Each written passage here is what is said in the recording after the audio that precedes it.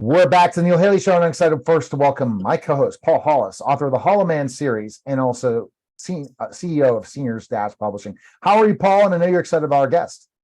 Good deal. Yes, we are. We have Pamela Aloia today, and she is not only an author, but a writing consultant and a medium. So we have a lot to talk about. Thanks, Pamela, for stopping by. So tell me how you started out, I guess, writing books and then all the other entrepreneur ventures after that. Sure. Well, first, thanks for having me. I'd like to, I guess where I started writing books was when I loved writing as a child, totally loved writing. But then, life happens and you get married, you have kids, you start working and you stop writing. And I did. That was one of the things I just stopped doing. And then I wound up having some physical issues, some health issues. And I found that going to some of the alternative therapies was the way to go for me. And once I did that, I was introduced to meditation, and I didn't used to meditate, so that this was new for me to do. And in that meditation, I realized that writing was something that was missing from my life. So I started writing some more. And I originally started writing for myself. When I first was diagnosed with some of my illnesses and I went towards the alternative therapy, I wound up having to change a lot of things in my life, my lifestyle, lower my stress, change my eating habits, things like that. So it was a big change. It wasn't just a change for myself, but it was a change for everybody, my family, friends, and things like that. So people don't talk about what you go through internally when you go through change. There's a lot of loss when you're going through change, whether it's you're changing jobs, changing life, whatever it is. So you lose things, but you also gain some things. And they don't always talk about the heartful things that are going on when that happens. So I started writing about some of the things that I thought were important, that when you go through a change, that some of these things you need to think about yourself, not just logistically, all the things that have to occur, but what's going to work for you? How do you feel about everything that's going on? What schedule is going to work for you? And remember that you're making these changes because of love in some regard.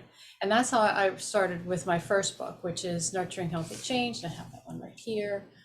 And that was a fun thing for me to do. And the more I got into meditation, I started writing some more. I made it a point to say, okay, at least a couple times a week, I said, here's, I'm writing. And then I started working because I started having, one of the alternative therapies that I tried that really helped me a lot was Reiki. And when I found out that Reiki helped with my physical symptoms, I said, I'm jumping into this with 2 feet and I'm telling everybody I can about it, right?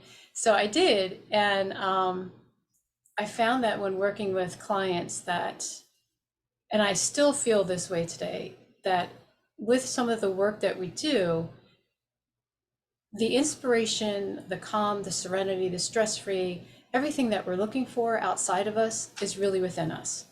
So everything that I've written, all that I do in terms of my individual sessions and workshops and things like that are all to help people find the answers within. We're taking a little bit of responsibility for ourselves to understand our lives, our patterns, and learn how we can change aspects of ourselves if we really want to. And so that's so interesting when you talk about that process and your passion for writing books. What got you to want to help other authors? I have a few friends who are authors, and it's really a fun thing. I don't think people who aren't authors understand the authoring process. And it's nice to support people who are going through it too, because we can relate, we can give the support we need, we can be honest with each other, to a point that people are willing to take some of that criticism back. But we're really learning, it's walking with people. I'm also a certified grief coach, and I love one of the terms that we use is when somebody's going through grief, we walk with them through grief. We're not going to go in the pit with them, but we're going to walk them through what they're going through. And I feel the same way about the writing consultant piece. We're just walking you through your writing piece. Yeah. Right. And helping them in that process. Do you do anything else to help authors as well than just walk them through the piece? Yes. I won't go through the whole thing. I mean, there's some people, it's amazing what writing can bring up for us emotionally, and that's a lot of what I do with some of my clients too, even who are not, outside of the writing piece of it. Clients who come for energy work and meditation and things like that. We work through what is going on in your life. How can we shift how you're feeling or make the right decision or find what it is that you need to learn from the situation or step up your game for this situation so that you can expand your life to the point you want to. I mean, so many people feel, I guess, trapped or stuck with where they are. Some people don't feel like they have the power to change. And we peel off the layers and say, hey, look at this. Everybody can do this, No, it definitely seems like everybody can do it in that process, and then finally launch the book and do all those things. And what is your goal for your books? Do you look to write some more? I do. I have actually a few more books that I have written.